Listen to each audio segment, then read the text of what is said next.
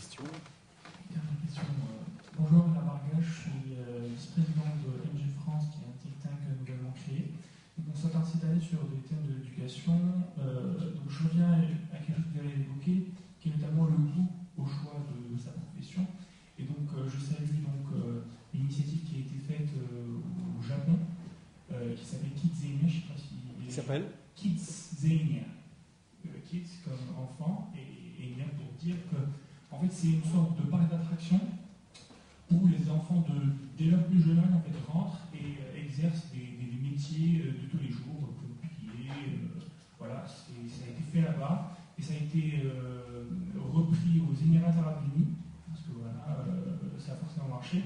Et donc la tendance est prend un peu de l'ampleur. Notez ça, on vient chercher sur le. Il y a un site, il y a sûrement. Oui, il y a certainement. Parce qu'on va le faire, on va le faire. Oui, c'est une très bonne idée. Enfin, voilà. Donc, évidemment, on va le faire. Il faut que j'embauche simplement peut-être de 300 personnes autour de moi, mais on va le faire. Non, mais c'est évident, non, mais c'est très ça va rentable. marcher. Attention, c'est très rentable. En plus, c'est rentable. Oui, c'est pas l'État qui le fait. C'est les branches professionnelles entre elles alors Non, en fait, c'est une sorte de. En fait, c'est un modèle qui est basé sur le sponsoring, sur la publicité. Donc, Air France pourrait ouvrir, ramener un avion, dire voilà, vous rentrez. Décortiquez-le.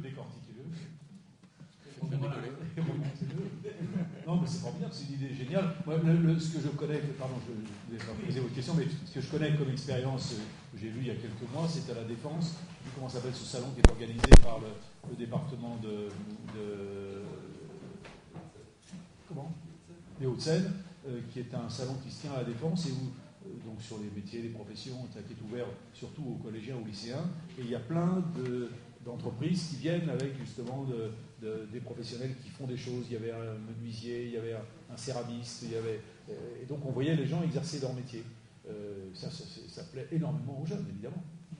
Donc ma question en fait c'était, vous avez parlé donc du goût, et donc il y a aussi la demande du marché en fait, de l'emploi qu'il ne faut pas négliger, que vous ne négligez pas forcément. Donc comment en fait vous trouvez un juste milieu dans votre système?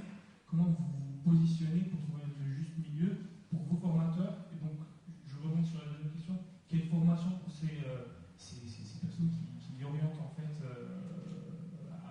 qui aident à orienter? Il faut que dans ces lieux labellisés, c'est cet ensemble d'organismes labellisés à l'échelle d'un bassin de vie, il faut que travaillent ensemble non seulement les structures éducatives et de formation, dépendant de l'État ou pas de l'État, mais aussi des représentants des branches professionnelles, donc les partenaires sociaux. C'est l'évidence même. Et les collectivités territoriales, d'ailleurs, souvent, savent qu'il faut faire le lien entre les deux. C'est elles qui le font. Mais parce qu'il faut bien reconnaître qu'un certain nombre de professionnels dans certaines branches ont eu tendance à vivre un petit peu en vase clos et n'ont pas eu l'habitude de beaucoup communiquer sur leur filière. Je prends un exemple d'une ville du sud-est de Paris que je ne vais pas nommer, où il y a une grande maison de la formation par apprentissage qui dépend de l'UIMM et qui forme chaque année plusieurs centaines de jeunes et de moins jeunes en apprentissage du CAP au diplôme d'ingénieur, en lien avec l'université locale d'ailleurs, qui n'est pas dans la ville mais un peu plus loin. Eh bien, cet organisme formidable, qui marche très bien, qui dépend donc de la branche professionnelle de l'UIMM, n'a aucune relation avec le CIO qui est à 1 kilomètre. Donc voilà, c'est notre boulot, c'est ça aussi, c'est de créer du lien. Et normalement, une labellisation, si elle intervient dans cette ville, obligera le CIO à travailler avec cette maison. C'est l'évidence même, donc ils vont se rencontrer, donc ils vont apprendre à se connaître, donc chacun va sortir de son train-train habituel, mais